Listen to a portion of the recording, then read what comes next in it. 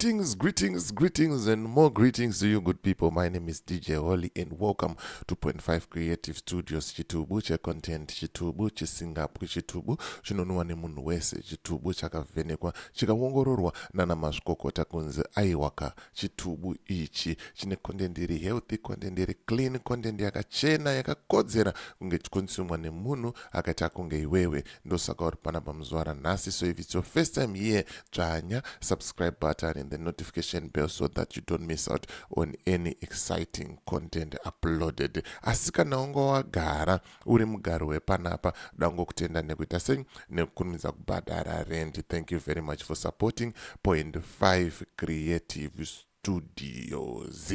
Right, nyaya ndiri kufamba nayo panapa inyaya inosekesa, but at the same time inyaya inonzwisa tsitsi. Hanzi murume wekuhwange akaba mbudzi yemunhu, bva anoivhiya, bva adzoka kumuridzi wemunhu waanga abira mbudzi yaye, bva amutengesera nyama. Harare pazimba ka pari kupisa. Hanzi bva amutengesera nyama yembudzi yake. Ndo nyaya yandiri kufamba naye, but kwayazobudira manje nyaya yabudira kuna Nick Mangwana. Atoisa disclaimer akati musaseke please, utsinye hwaitwa uyu, but zvazenge zvakuitwa mucomment section ipapo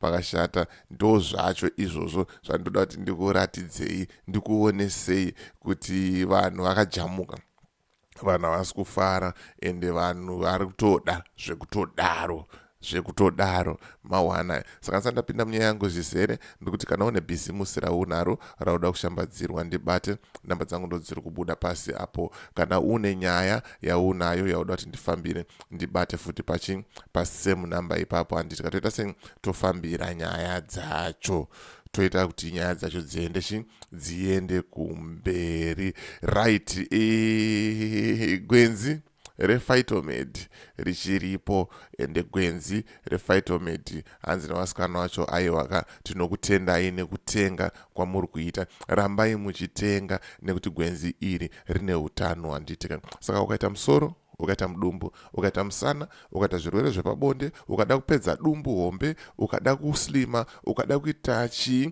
ukaita mafibroids, makidneys, chipi nechipi chirwere chawangangofungira, aiwaka gwenzi rephytomed iri rinoita sei rinoshanda. Handitika saka bata namba dziri pascreen idzo. Kana uri kuZimbabwe bata musikana anonzi Nyari pa +263. Kana uri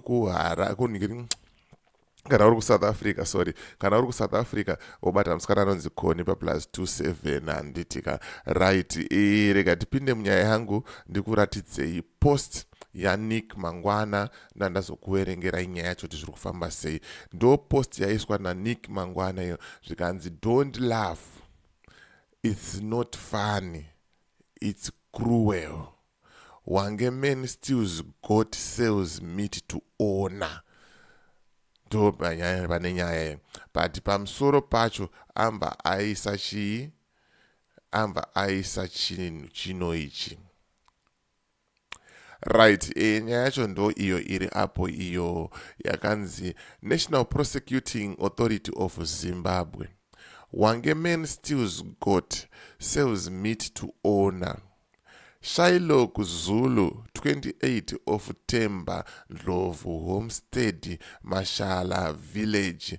Hwange was convicted and sentenced to 6 months for stock theft. Right, ndo nyaya yacho iyo iripo apo yamuri kuona yakarebesa nyaya iyi, but ini nangu ndichangotraya ngokuudzai mapoints kuti muone kuti zviri kufamba sei uyezvo zvakaita sei, zvakamira sei. Handitika zvikanzi circumstances are that on the 8th of January 2025 and at the Mashala grazing area, the accused unlawfully took one black and white male goat belonging to Tabani Sibanda.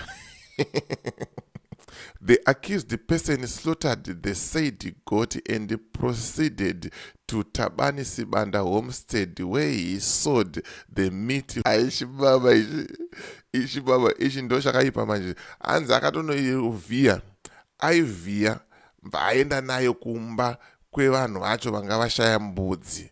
Amenoti zvivindi zvanozwana kupi, kana kuti panga pane something chiri personal here kana kuti chii handizozive. Ndo nyaya iripo apa. But mukomana akatongerwa 6 months 6 months ari muchizarira. But inini kwesoko hakuna basa nenuko. Kwanga kune nyaya yangu kwanga chida kuti tisvike chete ndekunoku kuzasi kune macomments. But aiwa ichi chibaba chopisa zvikanzi namuzvange ndaba. Right, let me do like this. Okay, yeah. Zvikanzi namuzvange ndama ndo zvinoita ZANU PF. You give civil servants salaries, then you tax them heavily. Hanzi munopa ma civil servant masalari aya. Mavapa masalari, then mamazovaponda netax singaite.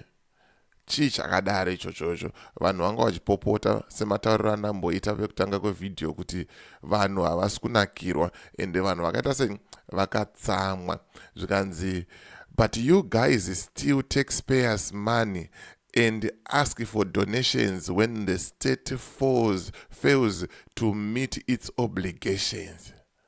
Zvikanzi, he must be ZANU, just like Sewik neochivayo. Hanzi uyu munhu weZANU akangofanana naSewik neochivayo pamaitikiro acho ari kuita zvinhu. Zvikanzi, this is exactly what Chivayo is doing.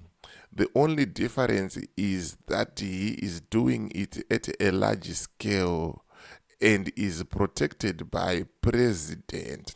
No laws apply to him.